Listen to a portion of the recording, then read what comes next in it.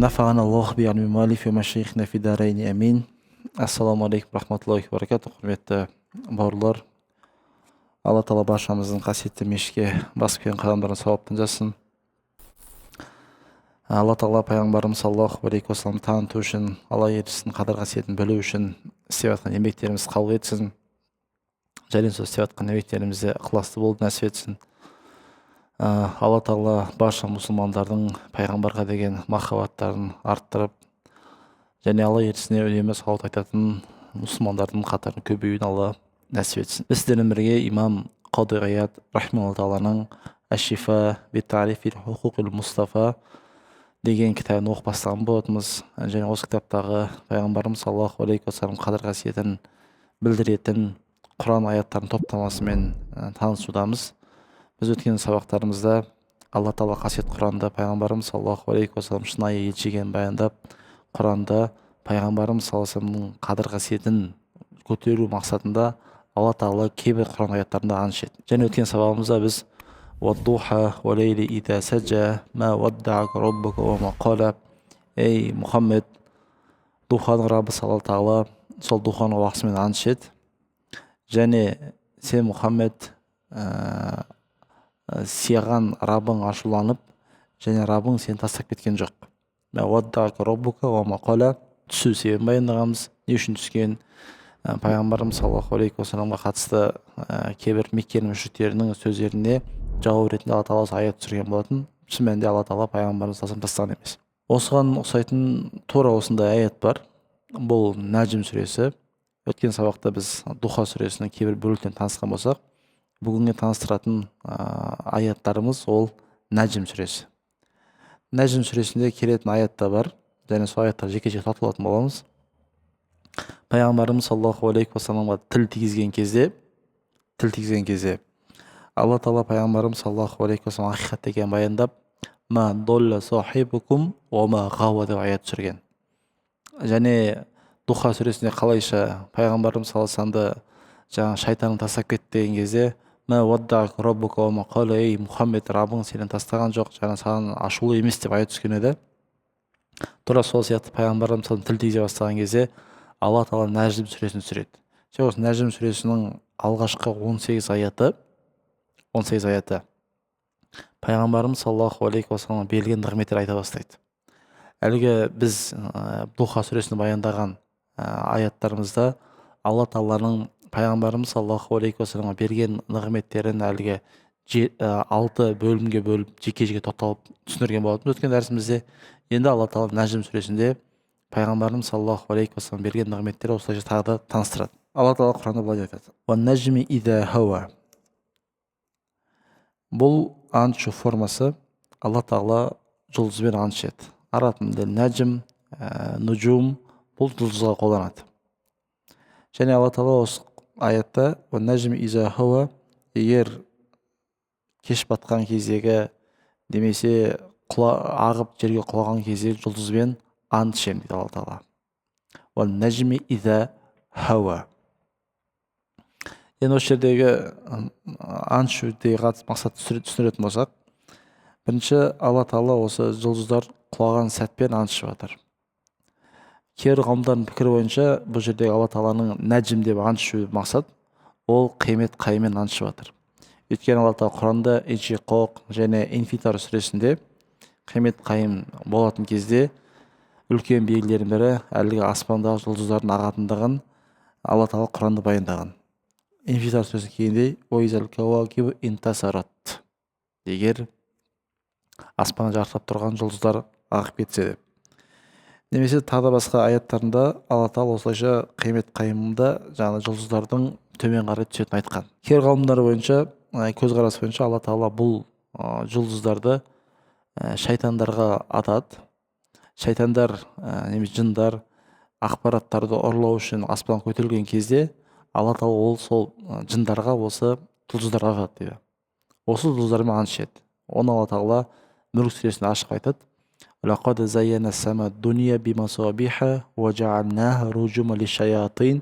Және шын мәнінде біз аспан әлемін жұлдыздармен әдеміледік, және сол жұлдыздармен біз жындарды атамыз деп алла тағала Құранда ашық айтқан.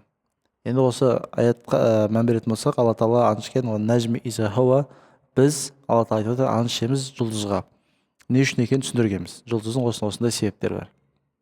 Енді жалпы шариғатымызда немесе жұлдыздың функциялары қандай, немесе алла тағала не үшін жаратты деген сұраққа жүгінетін болсақ, пайғамбарымыз саллаллаху алейхи хадистерінде айтқан, алла тағала жұлдызды 3 түрлі мақсатта жаратқан деген. Бірінші, жаңа Құран аятында Мүлк сүресінде келгендей, тәзиін сама, аспанды көркемдеу үшін. Екінші, жұлдыздың міндеті немесе қызметі ол жол көрсету үшін. Үшінші, жұлдыздың қызметі ол жаңағы жындарға тас болып атылу үшін. Құранда келгенде руджума лишаятин.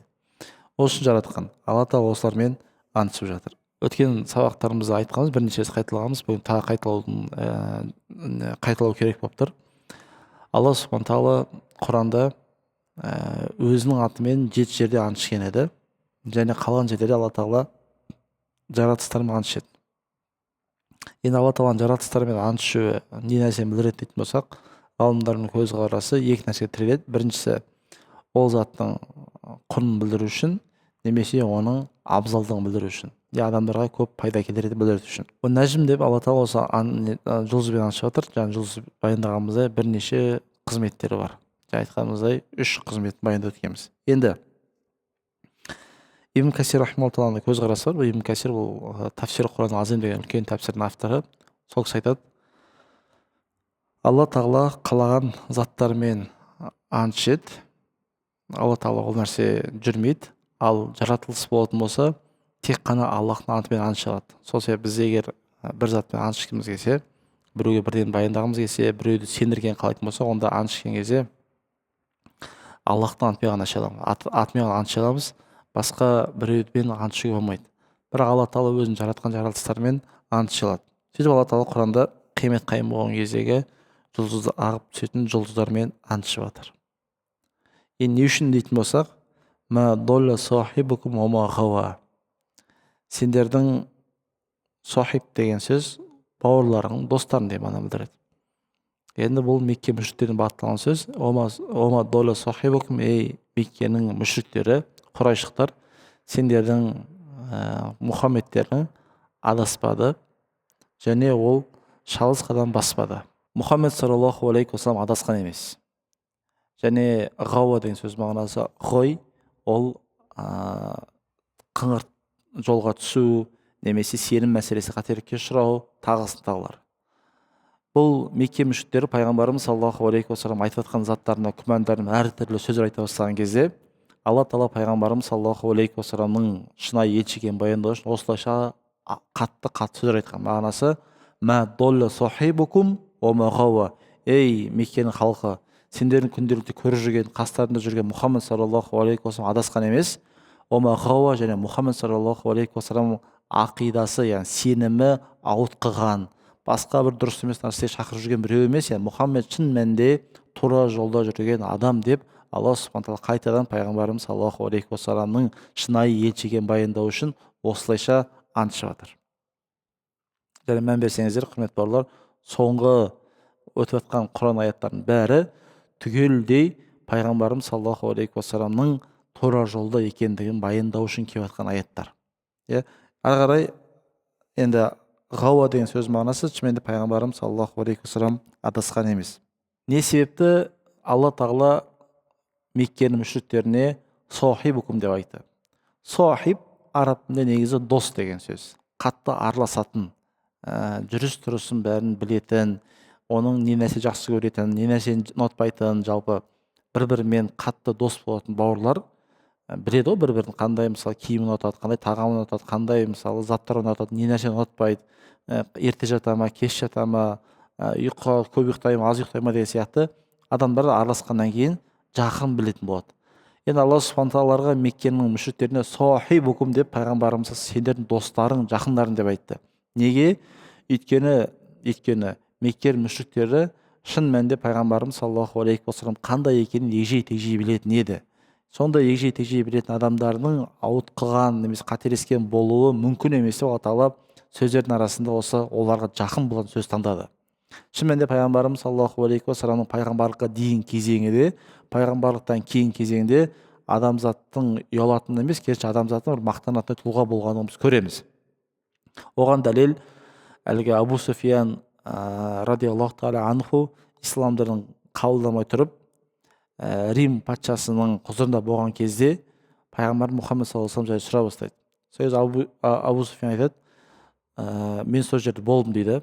Сол кезде Рим патшасы Херакл айтады, сендерге сол Мұхаммедке қан жағынан жақын кім бар деп сұрайды. Сөйтсе сол мәжілісте тек қана Абу Суфиян болады.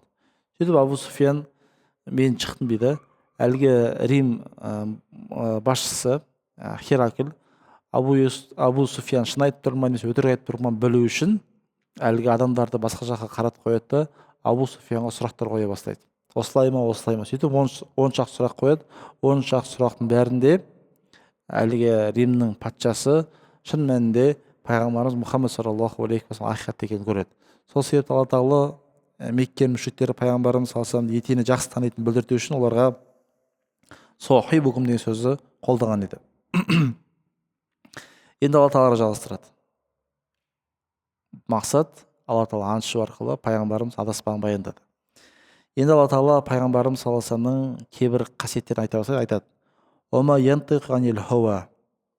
Пайғамбарымыз Мұхаммед саллаллаху алейхи уассалам сөз сөйлейтін болса, немесе бір нәрсе айтатын болса, Мұхаммед саллаллаху алейхи уассалам ойынан айтпайды дейді. Ма янтиқу анил хауа, яғни Мұхаммед саллаллаху алейхи уассалам аузынан шығатын сөздердің бәрі бос сөздер емес. Мұхаммед саллаллаху алейхи уассалам аузынан шығатын сөздердің бәрі өте құнды дүниелер, оның қадірін біліңдер. Ома янтиқу анил хауа. Біз мысалы үшін бір сөз сөйлеген кезде кейбір мәселеде өз ойымызды айтып, немесе былай деген сияқты сөз айтуымыз мүмкін. Бірақ пайғамбарымыз саллаллаху алейхи уассалам ондай заттан ада. Алла тағала Құранда айтып жатыр, міне ома янтиқу анил хауа, яғни Мұхаммед саллаллаху алейхи уассалам бос сөз сөйлемейді.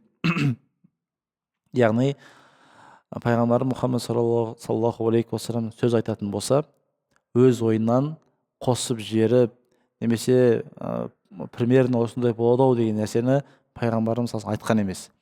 Пайғамбарымыз саллаллаху алейхи уассаламның Құранмен келген дүниелердің бәрі бұл Алла тағаланың Құранда ашық түсетін аяттары. Тіпті Мекке мүшриктердің өзі пайғамбарымыз саллаллаху алейхи уассалам тіл тигізіп, бұл Құранды Мұхаммед өз ойынан шығарады, бұл Мұхаммед сиқыршы, ақын деген сияқты сөздер айта бастаған кезде, яғни Мұхаммед саллаллаху алейхи уассалам Құранды өз тарапынан қосады деген кезде, Алла тағала ашық Құранда айтқан. Лау тақаувала алейна бағдал ақауил. Ол Мұхаммед саллаллаху алейхи уассалам бізге кейбір сүрелеріміз, аяттарымыз өз тарапынан бірдеңе қосатын болса дейді Алла тағала. Лау тақаувала алейна бағдал ақауил. Кейбір нәрсе қосатын болса, Алла тағала айтады, біз оны қатты түрде аламыз, сосын барып біз оның күре тамырын кесеміз деп Алла тағала Құранда ашық айтады. Яғни бұл не деген сөз? Тіпті пайғамбарымыз саллаллаху алейхи уассалам сөз сөйлейтін болса, соншалықты уақи екен көрінісі, Құранға пайғамбарымыз саллаллаху алейхи кішкене дүние қосуға тырысатын болса, Алла тағала сол сәтте пайғамбарымыз саллаллаху жаза беретін еді, ал жазаның көрінісі Құранда баяндалғандай күре тамырын үзіп жүретін еді. Сол себепті ома янтиқу анил хауа, пайғамбар Мұхаммед саллаллаху алейхи уассалам өз тарапынан ауадан ешқашан сөз сөйлемейді. Ары қарай айтады Алла тағала, ин хуа илля вахйун юха. Пайғамбарымыз саллаллаху алейхи уассалам сөйлейтін сөздердің бәрі тек қана бұл уахи, басқа еш нәрсе емес. Алла тағала баяндап жатыр, ин хуа илля вахйун юха. Бұл түгел пайғамбар Мұхаммед саллаллаху алейхи уассалам әкелген дүниенің бәрі уахи болып табылады. Уахидан басқа еш нәрсе емес. Айтады ғалымдарымыз, әй ла ятакаллам илля ан вахи миналлахи азза ва джал, қала Байдауи, ма ал-Құран илля вахи юхихи Аллаху илейхи. Ғалымдарымыз айтады, пайғамбарымыз саллаллаху алейхи уассаламның аузынан шығатын сөздердің бәрі өз тарапынан немесе нәпсі тарапынан шыққан сөздер емес, бүкілі түгелдей Алла тағала тарапынан шыққан сөздер. Тіпті имам Байдауи рахмаллаху, бұл атақты тәфсір кітаптарының иесі, сол кісі айтады, Мұхаммед саллаллаху алейхи уассалам әкелген Құраны ол өзінің ойынан емес, бәлки Құран түгелдей уахи болып табылады. Және біз осы мешітімізде бірнеше дәрістер айтқан болатынбыз, Құранды пайғамбарымыз саллаллаху алейхи уассалам ойынан шығару мүмкін емес. Өйткені Құрандағы көптеген аяттар, көптеген сүрелер пайғамбарымыз саллаллаху алейхи уассаламның Құранды ойынан шығару мүмкін емес екеніне қатысты дәлелдер көп айтқан болатынбыз. Сол мысалы біреуін ұмытып алатын болсақ, пайғамбарымыз саллаллаху алейхи уассалам егер Құранды өз тарапынан шығаратын болса, аса қатты қиналған сәттерде пайғамбарымыз саллаллаху алейхи сол жерде айтып жауабын тауып кету керек еді. Бірақ кейбір Құран аяттары пайғамбарымыз саллаллаху алейхи уассалам өзі өте ұзақ күткен, сосын барып Құран аят түскен. Ал егер Құран пайғамбарымыз саллаллаху алейхи өз ойдан шығаратын дүние болғанда еді, көп жағдайда пайғамбарымыз шешім қабылдап кетер еді. Және Құран кәрімде пайғамбарымыз саллаллаху алейхи уассалам өзінен емес екен тағы бір көрінісі, Құранда көптеген жерлерде Алла Тағала пайғамбарымыз саллаллаху алейхи уассаламның қабылдаған кейбір шешімдерін сөгеді. Пайғамбарымыз саллаллаху алейхи уассалам кейбір қабылдаған шешімдерін, кейбір әрекеттерін Алла Тағала сөгеді. Егер бұл Құранды пайғамбарымыз өз тарапынан шығарғанда еді, онда пайғамбарымыз саллаллаху алейхи өзінің өміріндегі кейбір кем тұстарды бұл кітапқа енгізбес еді. Мысалы үшін Алла Тағала Құранда баяндайды: Я айюхан наби лима тухарриму ма ахалаллаху лак табтағи мардота азваджик. Пайғамбарымыз саллаллаху алейхи уассаламның жұбайлары, соның арасында Хафса анамыз бен Айша анамыз, пайғамбарымыз саллаллаху алейхи уассаламның басқа бір әйеліне риуаяттар келгенде кейбір хабарлар Сафия анамызға, кейбір хабар Зейнеп анамызға жиі барып кетеді. Бару себебі, өйткені Зейнеп анамыз өте дәмді салқын сусын істейді. Ал пайғамбарымыз саллаллаху алейхи болса тәтті әрі салқын сусын ішкенді жақсы көрген. Бұл пайғамбарымыз саллаллаху алейхи жақсы көрген сусындарына мән берсек, Алла елесі осындай сусындар жақсы көрген. Сөйтіп Айша анамыз бен Хафса анамыз келіседі. Пайғамбарымыз саллаллаху алейхи әлгі әйел үйіне барып жиі су ішіп кетті. Біз пайғамбарымыз саллаллаху алейхи айтайық: Аллахтың елшісі, аузынан жағымсыз иіс шығып тұр, сол жаңа ішкен сусынды ішпей қойыңызшы деп. Сөйтіп пайғамбарымыз саллаллаху алейхи сөйтіп айтатын болсақ, әлгі әйелдің үйіне жиі барын тоқтатады деп, екі жаңағы әйел кісі пайғамбарымыз саллаллаху алейхи вассаламның жұбайларын қызған осылайша сөз айтады.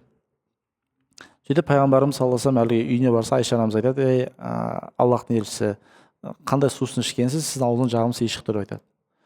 Сосын барып пайғамбарымыз Хафса анамызға барады. Хафса анамызға барса, ол кісі тура осы сөз айтады: Аллахтың елшісі, қандай сусын ішкенсіз, аузыңыздан жағымсыз иіс шығып тұр деп.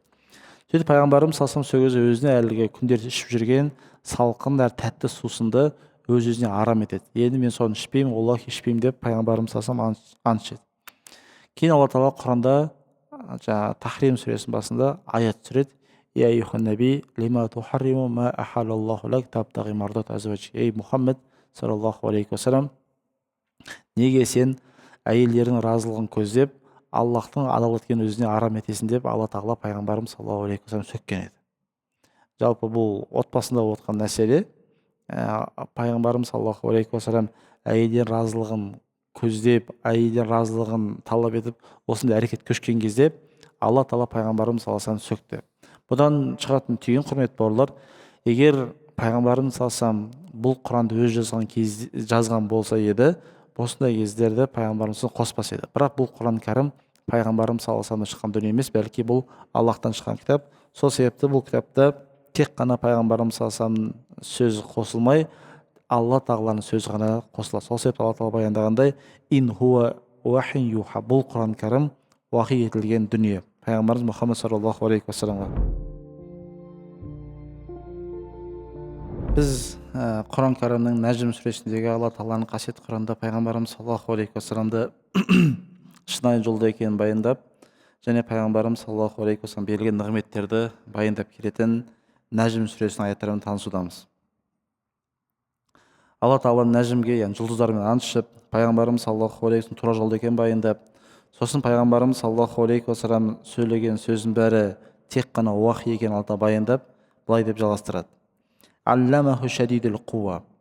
Пайғамбарымыз Мұхаммед саллаллаху алейхи вассаламға бұл Құран кәрімді, құрметті бауырлар, Жібрил періште үйреткен еді. Және Жібрил періштенің аса бір маңызды міндеттерінің бірі, Жібрил періште Алла тарапынан уахиды жер бетіндегі пайғамбарға жеткізуші періште. Және Жібрил періште сөзсіз періштердің іштеріне ең алыбы, ең мықтысы сөзсіз ол Жібрил періште. Алла Тағала баяндап жатыр: Алламаху шадидул қуа. Ол Мұхаммед саллаллаху алейхи вассаламға қасиетті Құранды осы Жібрил періште үйреткен дейді. Және алла тағала өте көптеген құран аяттарында Жибрил періштені сипаттаған кезде Жибрил періштені қуатты деп айтады. Өте қуатты періште деп айтады. Және Жибрил періштенің қуатты екеніне бірнеше дәлелдер бар. Соның бір дәлелі алла тағала Лут қауымына азап жібереді. Жалпы Лут деген пайғамбар көпшілік халық білесіздер. Сол Лут пайғамбар Ибрахим пайғамбармен бір дәуірде өмір сүрген пайғамбарлар. Жалпы біздің дінімізде бір уақытта екі пайғамбардың болуы ол қалыпты жағдай. Бір уақытта екі пайғамбар болуы мүмкін. Өйткені пайғамбарымыз Мұхаммед саллаллаху алейхи вассалам деген пайғамбарлар белгілі қауымға келген. Ал пайғамбарымыз Мұхаммед саллаллаху алейхи вассалам болса, ол бүкіл адамзатқа келген. Сол себеп пайғамбарымыз саллаллаху алейхи вассаламмен қатар бір уақытта бір пайғамбардың болуы мүмкін емес дүние, ол ақылға қонымсыз. Ал басқа пайғамбарлардың бірге пайғамбар болуы мүмкін. Соның бір көрінісі Ибрахим пайғамбар мен Лут пайғамбар бір заманда өмір сүрген. Оған дәлел, бір күні Ибрахим пайғамбарға қонақтар келеді. Қонақтар келген кезде Ибрахим пайғамбар әйеліне бір білдірген кезде әйелі барып жаңа үйде тұрған бұзауды сойып, сол әп-сәтте тамақ дайындап алдыларына әкеледі. Алла тағала бұны Құранда Соффат сүресінде егжей-тегжейлі баяндайды. Кейін Ибрахим пайғамбар тамақ дайын болған соң періштелердің алдына қойған кезде әлгі періштелер тамақ жемей қояды. Ал арабтарда, немесе біздің қоғамда да қонақ келген кезде тамақ жемейтін болса, онда қонақтың екі мақсат бар деген сөз. Біріншісі, тамақ жемейтін болса, жақсы ниетте келген жоқ деген сөз, немесе сенен күмәнданып тұр деп мағына білдіреді. Басқа мағына беру мүмкін емес. Өйткені адамдар сенің үйіңе дұрыс ниетте келмейтін болса, тамағын жемейді. Өйстіп Ибрахим пайғамбар ұсынған кезде әлгі тамақ жемейді. Сөйтсе, бұлар періштелер. Ал баршамызға белгілі, періштелер ішіп жеу деген дүниеден ада. Сөйтіп періштелер ұзақ уақыт бала күткен Ибрахим пайғамбарға Сара анамыздан 80 асып кеткен әйел ғой, соның баласы болатын сүйіншілейді. Жалпы Ибрахим пайғамбардың екі баласы болса, Исмаил пайғамбар ол Ажар анамыздан дүниеге келген болса, Сара анамыздан дүниеге келген бала Исхақ деген пайғамбар. Осы Исхақ деген пайғамбардың баланың дүниеге келетін сүйіншілейді.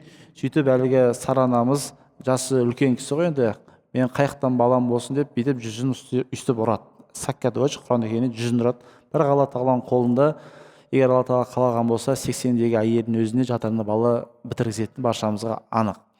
Сөйтіп әлгі періштелерден Ибрахим пайғамбар сөйледі, сендер қайыққа барасыңдар дейді. Сөз періште, біз Лут пайғамбардың қауымына баратырмыз. Неге деген кезде Лут пайғамбардың қауымы шектен шығып кеткен дейді. Қайтып шектен шықты? Алла тағала Құранда баяндайды, Анкабут сүресінде айтады. Тәтуна риджал. Лут пайғамбардың қауымының шектен шыққан көрінісі, құрмет барлар, олар әйелдер тастақ қойып, еркек-еркектерге жақындайтын қауым болады. Сол себепті арабтарда еркектерге жақындайтын еркектерді луты деп атайды. Өйткені Лут пайғамбардың қауымында осы нәрсе қатты тараған. Енді өкінішке орай бұл ұғым бүкіл әлемде, біздің елдерде таратқан дүние ғой. Осы кесір, яғни еркектер әйелдерді тастап еркектерге жақындау тараған кезде Алла тағала Лут пайғамбар жібереді. Лут пайғамбар қауымына бұны ескертеді, қате, дұрыс емес деп. Бірақ ескерту пайда бермегеннен кейін Алла тағала Жибрил періштені жібереді. Және Құран тәпсірлеріне келгенде Жибрил періште Лут пайғамбардың қауымын, құрметті бауырлар, осылай көтерген деп Алла тағала Құранда келгенде осылай көтереді да, 7-ші қат аспанға барған кезде Лут пайғамбардың несін тұрған жерден осылай аударып жерге лақтыра салған дейді Жибрил періште. Және Жибрил періште осы көтерген кезде қанатының бір ғана ұшымен көтерген дейді. Бұл деген сөз, құрметті бауырлар, Жибрил періштенің қаншалықты күш құдірет иесі екенін. Бұл менің сөзім емес, мен Алла тағала Құранда айтады, алламаху шадидул қуа, қуаты өте мықты болған періште пайғамбарымыз Мұхаммед саллаллаху алейхи уассалам бұл Құранда үйреткен дейді. Және кімнің осы Жибрил періштенің қуаттылығына тағы қатысты аяттар мән беретін болсақ, Алла тағала мынау Самуд дейтін қауымға жел жіберген. Самуд және ат деген екі қоғам өмір сүрген, және олар сөзсіз өздерінің заманында мықты қоғам болған. Алла тағала Құранда баяндағандай, ат деген қауым, олардың Алла тағала берген мүмкіндігі, құрметті бауырлар, кәдімгі үлкен тауларды алып, сол жақтан пластилин илеген сияқты үлкен зданиялар, конструкция салатын болған. Бұны Алла тағала Құранда Фәжр сүресінде ашық айтады. яғни алла тағала бұлар мүмкіндік берген, бірақ ат қауымы шектен шығады. Бұл Худ пайғамбардың қауымы еді. Сосын барып Солих пайғамбардың қауымы Самуд деген қауым болады. Бұл Солих пайғамбардың қауымы. Оларға алла тағала мұғжиза береді, таудан түйе шығарады, халқына айтады: ей халық, бұл судан кеп бір күн түйе ішеді, бір күн халық ішеді, бұл түйеге тиіспеңдер деп айтады. Бірақ халық әлгі алла тағаланың берген мұғжизасын, Солих пайғамбардың ескертуін елемей, әлгі түйені бауыздап сойып тастайды. Негізгі құрметтеу керек болған дүниені олар құрметсіз танытады. Сөйтіп алла тағала оларға азап жібереді. Құранда баяндалғандай, оларға 7 түн және 8 күн тоқтаусыз жел соғады. Қазір жел соғып тұр ғой енді. Ал бірақ оларға соққан жел соншалық қатты болады дейді алла тағала Құрандай: кәәннахум аъжазу нахл хауия, яғни түбі жұлынған ағаштар сияқты болып қалды дейді. Мысалы, кейбір жерлерде қатты боран болған кезде, қатты жел соққан кезде ағаштар тамырымен қопарып сондай күйде болады ғой. Алла тағала тура солай Жибрил періштенің қуатын сипаттап жатыр. Әлгі Ад және Самуд қауымы пайғамбарларын жоққа шығарған кезде алла тағала оларға сонда жел жібереді. Сол желді үрлеген кім? Жибрил періште деп алла тағала баяндайды. Осы құрметті бауырлар, Жибрил періште сөзсіз қуатты нәрсе. Алла тағала жаратқан жаратылыстардың ішіндегі қуат жағы мықты жаратылыстың бірі. Осы Жибрил періште пайғамбарымыз Мұхаммед саллаллаху алейхи уассаламға осы Құранды үйреткен дейді. Аллама шадидул қуа, зу мирратин фастауа. Және алла тағала Жибрил періштені сипаттаған кезде Жибрил періштенің ақыл тұрғысы кемел және дене бітімі соншалықты мығым, яғни үлкен сон жаратылыс естиді. Охо бил уфуқил аъла. Енді алла субхана тағала сипаттап жатыр Жибрил періштенің ұлықтығы жайлы. Жибрил періште, құрметті бауырлар, пайғамбарымыз саллаллаху алейхи уассалам Жибрил періштемен 2 рет өзінің бейнесіне көрген дейді. Жалпы біз білетін періштелер өз бейнесінде көрінбейді көп жағдайда. Жибрил періштелердің өз бейнесінде пайғамбарлар ғана көре алады. Адамдар періштелер өз бейнесінде көрмейді. Және періштелер қандай болады деген кезде дін ғалымдар айтады, періштелер бұлар нұр сияқты болады, және олар әртүрлі тек қана жағымды бейнелерге ене алады дейді. Пайғамбарымыз саллаллаху алейхи уассалам Жибрил періште көп жағдайда адам бейнесіне келген. Және ғалымдардың көбісі Жибрил періште пайғамбарымыз саллаллаху алейхи уассаламға Дихиятул Калби дейтін сахаба бейнесіне келген дейді. Өйткені Дихиятул Калби дейтін сахаба ол өзінің тайпасының басшысы болған, және ол кісі өте көркем, әдемі болған. Және Дихия Калбидің таңдаудың себебі өйткені ол кісінің кескін келбеті көркем сахаба болған. Ал баршамызға белгілі болғандай, періштелер әрқашанда көркем, әдемі жерлерде жүреді. Сөйтіп Дихиятул Калби сахабаның бейнесінде осы Жибрил періште көп келген. Сонымен қатар баршамызға белгілі болған әлгі Жибрилдің хадисі бар. Пайғамбарымыз сахабамен отырған кезде Жибрил періште адам бейнесіне келеді. Сөз Омар айтады ғой, біздің арамызға бір кісі келді дейді. Оның шашы қап-қара, үстіне киген киімі әппақ, және одан біз не көрмейміз дейді, сапардың әсерін көрмейміз, және біздің арамызға оны ешкім танымайтын еді дейді. Сөйтіп Жибрил періште келіп пайғамбарымыз саллаллаху алейхи уассаламның тізесін қойып, мынау нелерін алақандарын пайғамбарымыз салсы мұбарак сандарына қойып, сөйтіп пайғамбарымыз салсы үш сұрақ сұрайды. Мә ислам, мә иман, мә ихсан деген осы ислам тарихындағы атақты сұрақтарды Жибрил періште пайғамбарымыз саллаллаху алейхи уассаламға қояды. Бұл жайлы не айтмай отыр, құрметті бауырлар? Біздің білетін дүние, пайғамбарымыз саллаллаху алейхи уассаламға періштелер өз бейнесінде емес, адамдар бейнесіне келеді. Бірақ жағдайлар орындалған, шын мәнінде пайғамбарымыз саллаллаху алейхи уассаламға Жибрил періште өз бейнесіне келген дейді. Ғалымдарда бұған қатысты бірнеше көзқарас бар. Бірінші көзқарас, пайғамбарымыз саллаллаху алейхи уассалам Жибрил періштені өз бейнесі бірінші рет уахи түскенде көрген дейді. Уахи түскен кезде пайғамбарымыз Хира үңгірінде болған кезде Жибрил періштеге пайғамбарымыз саллаллаху қысып жіберіп, иқра бисми роббика лази халақ деген кезде пайғамбарымыз саллаллаху ең алғаш Құран аяты түскен кезде өз бейнесіне көрген. Сол себепті пайғамбарымыз саллаллаху сол уахи түскеннен кейін үйіне қайтып, Хадиша анамызға мені дассируни, мені ораңдар пайғамбарымыз қатты дірілдеген осы еді. Өйткені Жибрил періштенің айтқанымыздай өте могущественный еді ғой, сондай үлкен күш қуат иесі еді. Ғалымдардың сипатта Жибрил періштенің 600 қанаты болған дейді. Және Жибрил періштенің бір қанатын өзі ашатын болса, батыс пен шығыс жауып қалатындай алып періште болған. Өйткені алла тағала айтқанымыздай бұл періштені қуатты деп өте көп сипаттайды. Соны алла тағала баяндап жатыр, «Уху бил уфуқил аъла», бұл Жибрил періште көкжиекте болды дейді. Осы жерде көкжиекте деген нәрсеге түсініктеме беретін болсақ, пайғамбарымыз саллаллаху алейхи уассалам бірінші Жибрил періштені көрген бейнесі айтқанымыздай уахи түскен кезде. Сосын барып пайғамбарымыз саллаллаху алейхи уассалам Жибрил періштенің тағы бір екінші өз бейнесін көргені, құрметті бауырлар, ол миғраж кешінде іске асады.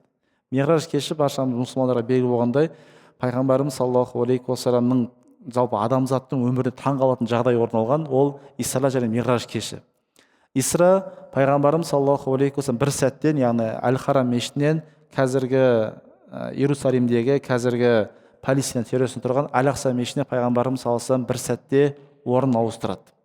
Алла субхана тағала Әл-Ақса мешітін қайтадан мұсылмандардың қолдарына өтуін нәсіп етсін. Сол Әл-Ақса мешітіне пайғамбарымыз саллаллаху алейхи уассалам бір сәтте ауысады. Сол жерде пайғамбарымыз саллаллаху алейхи уассалам бүкіл пайғамбарлар жинап, сол жерде Алла елшісі пайғамбарлықтың аллаларын шығарып имамдық етеді. Кейіннен пайғамбарымыз саллаллаху алейхи уассалам баршамызға белгілі болған Миғраж кеші орын алады. Миғраж кеші. Исра оқиғасы Құранда, құрметті бауырлар, Исра сүресінің алғаш беттерінде ашық айтылған. Алла тағала пайғамбарымыз саллаллаху алейхи уассалам бір сәттен Әл-Харам мешітіне Әл-Ақсаға ауыстырған жайлы. Ал енді Миғражға қатысты аят Құранда айтылған ба деген сұрақ туатын болса, құрметті бауырлар, иә, айтылған. Ол осы Нәжім сүресінде. Нәжім сүресінде Алла тағала пайғамбарымыз саллаллаху алейхи уассалам Миғраж кешіне көтергенін айтып жатыр. Миғраж кеші пайғамбарымыз саллаллаху алейхи уассалам сол Әл-Ақса мешітіне барса, құрметті бауырлар, әлгі аспан әлеміне көтеріледі. Сол жердегі әрбір аспанда пайғамбарымыз саллаллаху алейхи уассалам белгілі пайғамбарларын танысып, көріп, жоғарыға көтеріп, ең соңында пайғамбарымыз саллаллаху алейхи уассалам Сидратул Мунтахаға тоқтайды. Сидратул Мунтаха деген біздің тілде сидра деген сөз ағаш, шөл далада болатын тікенегі бар ағаш. Және неге ол Мунтаха деп аталады? Мунтаха деген нәрсе ол жерге адамзаттың ілімі тоқтаған нәрсе, яғни ешкім білмейді. Одан ар жақтағы мағлұматты тек қана Алла тағала біледі, және сол жаққа барған пайғамбарымыз саллаллаху алейхи уассалам біледі. Сол себепті бұны Сидратул Мунтаха деп айтады. Сол жерде пайғамбарымыз саллаллаху алейхи уассалам Жибрил періштемен кездеседі дейді, және сол жерде пайғамбарымыз саллаллаху алейхи уассалам Жибрил періштені екінші рет өз бейнесіне көрген деп ғалымдарымыз айтады. Бұндай нәрсе, құрметті бауырлар, бұрын соңды жер бетіне келген 124 мен 224 пайғамбардың арасында Мұхаммед саллаллаху алейхи уассалам басқа, тіпті Жибрил періштенің өзіне берілмеген ең үлкен нығмет. Яғни елестетіп көрсеңіздер болады, қанша пайғамбар келсе де ешқайсы көрмеген дүниені Алла тағала пайғамбарымыз саллаллаху алейхи уассаламға берген болатын. Сол осы жерде Алла тағала баяндап жатыр, «Уфуқил аъла», өте жоғарыда Жибрил періштен пайғамбарымыз саллаллаху алейхи уассалам кездесті. «Сумма дана фададалла». Алла тағала баяндайды, ары қарай Жибрил періштемен пайғамбарымыз саллаллаху алейхи уассалам қатты жақындады дейді. Яғни фадана деген сөз жақындады. Алла тағала баяндайды, ары қарай «Факана қаба қаусайн уа адна». Тіпті дейді, араб тілінде қаус деген садақты білесіздер, ол несі, өлшемі ары кетсе 1 метр болатын шығар. Алла тағала жақындаған соншалық араларын тек қана бір садақтың размерінде, яғни өлшемінде жер ғана қалды. Яғни өте қатты Жибрил періштемен пайғамбарымыз саллаллаху алейхи уассалам жақындады дейді. Фауха иля абдих ма ауха. Сосын барып Алла субхана тағала пайғамбарымыз саллаллаху алейхи уассаламға уахи еткен нәрселерді уахи етті деп айтылады. Және білесіз, құрметті бауырлар, сол Исра және Миғраж кешінде Алла субхана пайғамбарымыз саллаллаху алейхи уассаламға Бақара сүресінің соңғы аяттары «Әмін расул бима унзила илейх» сондай аят түсірген болатын. Сосын бізге 5 уақыт намаз парыздығы осы Миғраж кешінде түскен еді. Соны Алла баяндап жатыр, «Фауха иля абдихи ма ауха». Алла тағала сол жерде пайғамбарымыз саллаллаху алейхи уассаламға өзінің уахи еткен дүниелерін сол жерде түсірді деп жатыр. «Ма каззаба фадул ма ра'a». Және пайғамбарымыз саллаллаху алейхи уассалам осы Миғраж кешінде көрген оқиғаларды өтірік дүние емес дейді. Өйткені білесіздер, пайғамбарымыз саллаллаху алейхи уассалам осы нәрсені көріп, халқын айтқан кезде, Исра және Миғражда болған дүниелерді айтқан кезде, елдің бәрі пайғамбарымыз саллаллаху алейхи уассалам мынау действительно енді біздің тілмен айтатын болсақ, чая бастады, қуа бастады, действительно артық кетіп жатыр деген сияқты сөздер айта бастайды. Тіпті пайғамбарымыз саллаллаху алейхи уассалам қасына жүрген кейбір сахабалардың өздері де күмәндана бастайды. Бұл шынымен де осылай ма екен деген сияқты. Сол кезде білесіздер, тек қана Абу Бәкір Сыдық айтады, Мұхаммед айтты ма солай деп? Иә дейді. Олай болатын болса ол шын айтады дейді. Өйткені ол жерде исра мираж кешінде болған дүниелерді адам айтатын болса, адам ақыл қабыл ететін нәрсе емес те, негізінде үйренішті адамдар үшін. Бірақ Абу Бәкір Сыдықтың, пайғамбарымыз саллаллаху алейхи уассалам сондай шынайылығы, сенгендігі, егер Мұхаммед айтқан болса рас айтты дейді. Осы кезден бастап, құрметті бауырлар, Абу Бәкір Сыдыққа Сыдық, шыншыл деген есім осы кезде берілген деп ғалымдарымыз айтып жатыр. Сосын барып пайғамбарымыз саллаллаху алейхи уассаламға Мекке мүшриктер күмәндаған кезде, пайғамбарымыз саллаллаху алейхи уассалам осындай жерде осындай түйе келе жатыр, ол жерде осындай бар, олардың андай су құятын мешітінен біреу су ішіп кеткен деген сияқты пайғамбарымыздың бәрін айтып береді, егжей тегжей. Егер пайғамбарымыздан бармаған болса, оны айтамас еді. Тіпті пайғамбарымыз саллаллаху алейхи вассалам сұрап бастаған кезде пайғамбарымыз саллаллаху алейхи вассалам Әл-Ақса мешітінің қандай терезелері бар, соны бәрін айтып береді. Мен мысалы осы мешітте істеп жүрген молдамын, бірақ мына жақта тұрған терезелердің сандарын, басқасын мен айтамаймын да, егер сұрайтын болса.